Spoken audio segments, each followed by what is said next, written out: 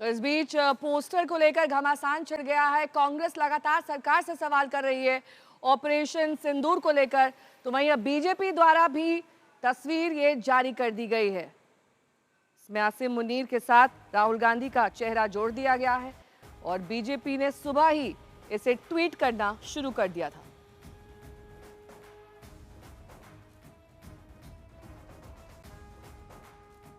भारत की संसद में वो लीडर ऑफ ऑपोजिशन है, लेकिन क्या बात है, किस तरह का सवाल उठा रहे हैं।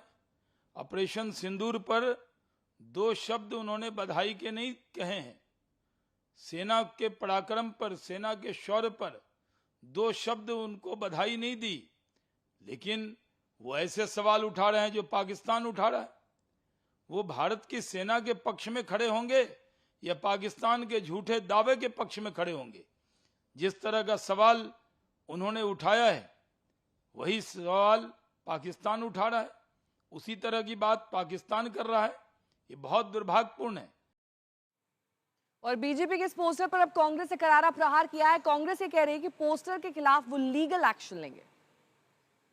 जो ट्रोल दोरुपल्ली के बीजेपी ने रखे हुए हैं, उन लोगों ने कांग्रेस और नेता विपक्ष राहुल गांधी की तस्वीर को असीम मुनीर, जो पाकिस्तान का आर्मी चीफ है, उसके साथ दिखाया।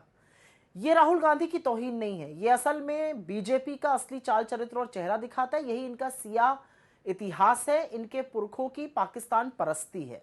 और इस पर हम लीगल एक्शन जरूर लेंगे, क्योंकि सच सामने आना जरूरी है। और सच ये है कि बीजेपी हर बार हिंदुस्तान के खिलाफ खड़ी होती है। हमें भरोसा अगर नहीं है तो अपने राजनीतिक नेतृत्व पर नहीं है ये जो देश के, उन्हें जवाब देना पड़ेगा कि क्यों आपने ऑपरेशन सिंदूर किसके दबाव में अचानक रोका।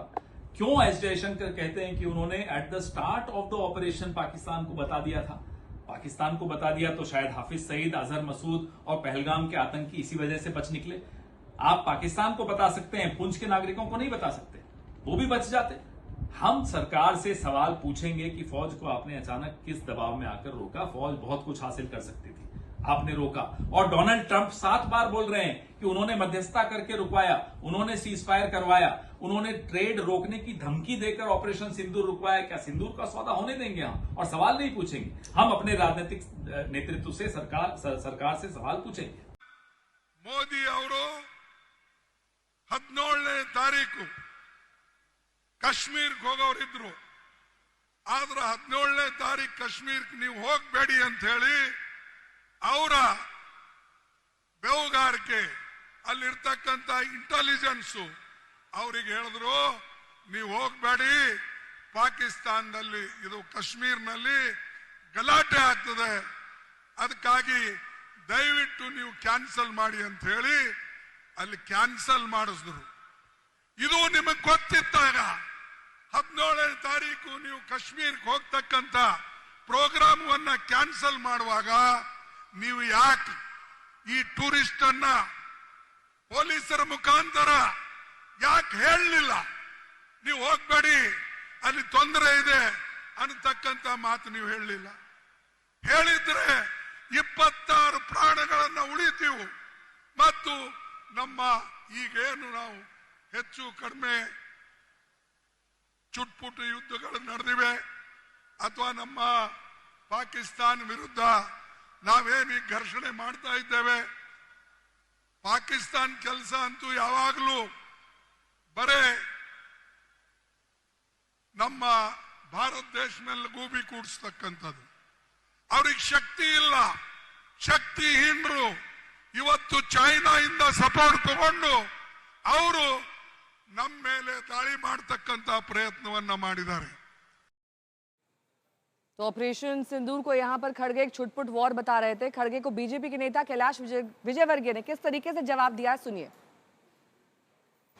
देखिए, खड़गे जी जो बयान देते हैं, अब मैं बहुत वरिष्ठ है, उनके बारे में कुछ टिप्पणी करूँ तो अच्छा नहीं, पर हमेशा एक बात का ध्यान रखना चाहिए, कोई सा भी राजनीतिक दल के नेशन फर्स्ट।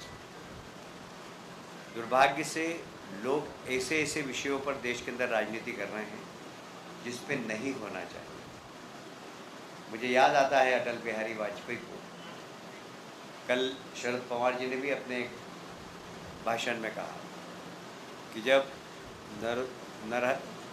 नरसिंह राव जी प्रधानमंत्री थे और मानवाधिकार का हनन हो रहा है जम्मू कश्मीर में, इसको लेके एक सख्त नोटिस यूनाइटेड नेशन ने दिया। नरसिंह राव जी पस्त हो गए थे क्योंकि प्रतिबंध लगने वाले थे। उस समय नरसिंह राव जी ने अटल जी से कहा कि इसका नेतृत्व आप करें। उधर पीडीपी अध्यक्ष महबूबा मुफ्ती ने भी पाकिस्तान से तनाव के बीच ये कहा कि हम युद्ध नहीं चाहते। उन्होंने राहुल गांधी का बचाव किया। महबूबा मुफ्ती ने कहा कि ये दुर्भाग्यपूर्ण है कि कोई अगर सरकार से बीजेपी से अगर सवाल पूछता है तो उसे राष्ट्र विरोधी कहा जाता है। मुफ्ती ने प्रोफेसर खान का बचाव करते हुए कहा कि उन्होंने कुछ गलत नहीं कहा, जो सच है वही कहा है। अनफॉर्चुनेटली आजकल के वक्त में जब भी आप कोई सवाल करते हो तो उसको बहुत जल्दी एंटी नेशनल का जामा पहनाया जाता है। तो India is a great country, India is the nation, BJP is not the nation.